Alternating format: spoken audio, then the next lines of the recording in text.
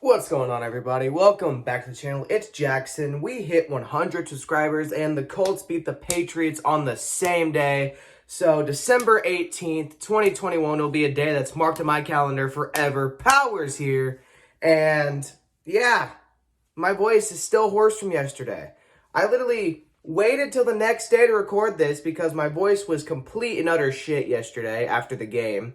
I didn't even go. I just yelled a lot. And it's still not recovered. So that's besides the point. We're just going to have to deal with that. But, yeah, we hit 100 subs. So thank you. I did not think I was going to get this far, honestly. I mean, the success that this channel has had has just trumped the Powers 101 channel that I used to have. Don't watch any of those videos if you don't know what I'm talking about. Just don't, please. But yeah, just thank you guys so much. It's been incredible and I'm going to keep growing from here. And even if we drop under, I'm still celebrating this. So, yeah, enough about me. Let's get into the game. Jesus Christ, this was definitely one of the best games of the year to this point. Really shouldn't have been, but, you know, let's just talk about it. So, we started out the game phenomenal. We did a lot. We did a whole lot. We got the ball first. We didn't do anything. We threw 3 times, punted. Then we stopped the Patriots, got the ball back, ran the ball, and scored a touchdown. It's funny how that works. We had this really weird trick play to Nyheim Hines that went for a touchdown, which was a pass somehow. It made no sense, but hey, we got a touchdown out of it. And then we stopped the Patriots. Again, they had to punt. We blocked the punt, the second block punt we've had this season, and also the second one that went for a touchdown. We are undefeated in games where we get a block punt touchdown, so just start doing that more often.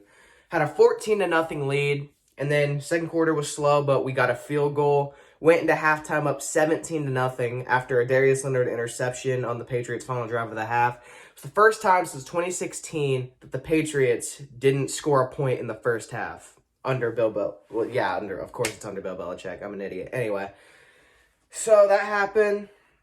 We come out in the second half, really slow. Both teams played really slow. We got a field goal, went into the fourth up 20-0. The Patriots scored a touchdown to make it 20-10. They got the ball back. No, they scored a touchdown to make it 20-7, excuse me. They got the ball back, kicked the field goal, got the ball back again, and then scored a touchdown. And I was scared. I was very scared, but then we got the ball, and we did something that completely is surprising. We ran the ball, scored a touchdown, put the game away, and proceeded to get a stop and kneeled the clock out. Won 27-17, finally beating the Patriots for the first time since 2009. Peyton Manning and Reggie Wayne and Joseph Adai and Dallas Clark were still on the team when that happened. There's not a single person, I don't even think anyone on that 2009 team is even in the NFL anymore. I mean, yeah, it felt good. It really felt good. Got very scared. I think we got lucky in the end. Jonathan Taylor is a beast. Defense, very good. Just the way we played was so different. Like, it was a playoff game atmosphere. It was essentially a playoff game. I think every game from here on out, they're treating it like a playoff game. And if that's how we're going to play in the playoffs, teams need to be scared. Because the defense was lights out until that fourth quarter. But they got a stop when they needed to get a stop. They stepped up when they needed to. And the only reason the Patriots really got back in the game was because there was this fight that happened between Michael Pittman Jr. and some scrub on New England. And they both got ejected, even though Michael Pittman got attacked by 3 Patriots at the bottom of a pile, didn't even throw a punch, got ejected. I've never seen Pittman that pissed. Like, it was, he should not have got ejected. That changed the tide of the game because we Badgley missed a field goal, and then the Patriots went down and scored after that. And then it started this chain reaction where the Patriots cut it to 3. Mac Jones is very good. He went from throwing the ball 4 times. No, it was 3 times against the Bills. And he had to throw it, I think it was 46, if I'm not mistaken, against us. Meanwhile, Carson Wentz kind of had a terrible game. I feel bad for anyone that had him in fantasy. He was 5 for 12, 58 yards, touchdown and interception. So, not definitely game manager stats absolutely. He's still better than Ryan Tannehill, but still.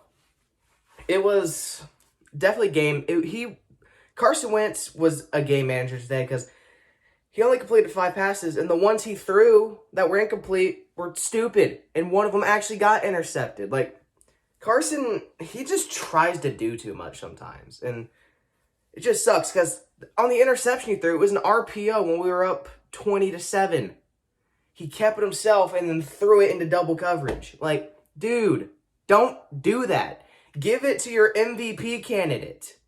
The guy is, Jonathan Taylor, is literally 3rd in MVP voting, if I'm not mistaken. Give him the ball when you're up. That's simple. That's why we've lost so many games. That's why we've blown so many leads. We've found three leads this season. It's just like, once we get ahead, we don't know what to do sometimes.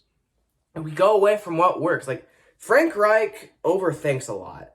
I mean, Frank Reich is a good coach. Even though I said that we should fire him about 7 weeks ago. He's a good coach. And he's just overthinks too much. I don't know if he should keep calling plays or not, but it's just, he's like, okay, they're going to expect me to do this, so I'm going to do this, and then it never works. Just, how many times do you have to do some stupid shit like that before you realize, hey, stick with what got you there. The only time you need to go away from the running game is when it stops working.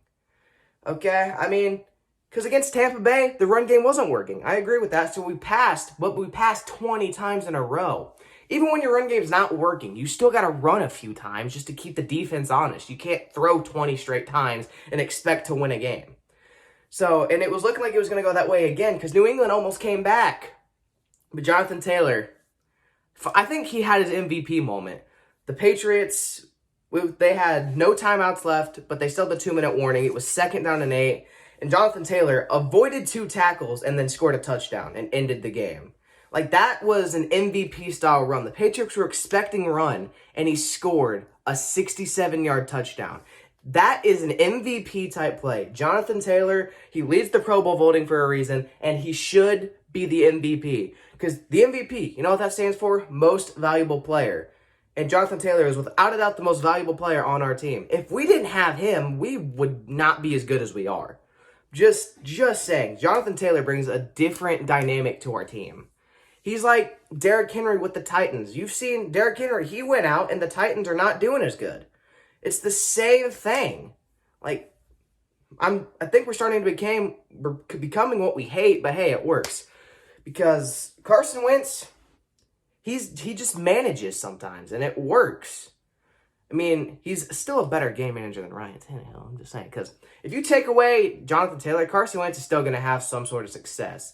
It's not going to be as good, but because we saw it in the Tampa Bay game, he had quite a bit of success. It's just we kept doing it. We didn't run the ball enough. Just my point is, Jonathan Taylor is the most valuable player on our team, and he should win the MVP. He's putting up record-setting numbers. He leads the NFL in every category you can as a running back. He is literally having a similar season to LaDainian Tomlinson's 2006 MVP season. So, give Jonathan Taylor the MVP. I mean, I think the only people he's behind is Aaron Rodgers and Tom Brady, if I'm not mistaken. Give the MVP to Jonathan Taylor. That's all I got to say. Jonathan Taylor is going to win some sort of award at the end of the season. I'm just calling that right now. He's either going to win the MVP or he's going to win Offensive Player of the Year. He has to win one of those. There's no way he doesn't. I mean, Jonathan Taylor, he has 11 straight games with at least 1 rushing touchdown. That's like, he's one behind the record, and one of the people ahead of him is LaDainian Tomlinson himself, and it was his 2006 season. So, just give Jonathan Taylor the MVP. That's all I got to say. The Colts knock off the Patriots. Whew, man, that felt so good, man. It really did. I got nervous. There's definitely still a lot to improve on, but hey, we got the win in primetime. We were the only game that was on. Millions of people probably watched that, and they saw Jonathan Taylor finally have his MVP moment. NFL, give the Colts more primetime games. That's all I got to say. Next week, we play the Cardinals on Christmas. Please don't ruin my Christmas, Colts. That's all I got to say. Just don't do that, please.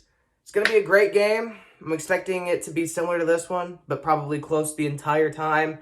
But we can win. We can definitely win. We have the talent right now to beat everybody, and we just proved that. We knocked off one of the top teams in the AFC. Jonathan Taylor had a 67-yard touchdown run against the best defense in the NFL right now. So, Jonathan Taylor's the MVP. The Colts are legit. And, oh yeah, we're the 5 seed now. We're in complete control of our own destiny. If we just win out, we're in the playoffs. It's that simple. So just focus on winning. If we beat the Cardinals, we'll make the playoffs. That's all I got to say. I think the Cardinals are our last test, like real test, because we can beat the Raiders and Jaguars, no problem. But the Cardinals are going to be the toughest one we have left. If we beat them, we're going to cruise into the playoffs. I think that's what's going to happen. So that's basically all I have to say. I know I didn't post for a couple weeks. I was taking a little break. Maybe got something in the works. Who knows? We'll see, though. Last week against the Texans, we won 2 weeks ago against the Texans, we won 31-0. It was a great fundamental game. It was great. Anyway, thank you guys for watching this video. If you liked, don't forget to like, comment, and subscribe, and turn on the bell notification, and follow everything in the description box below. See you guys next time. Bye. The leg on my tripod's fucked up.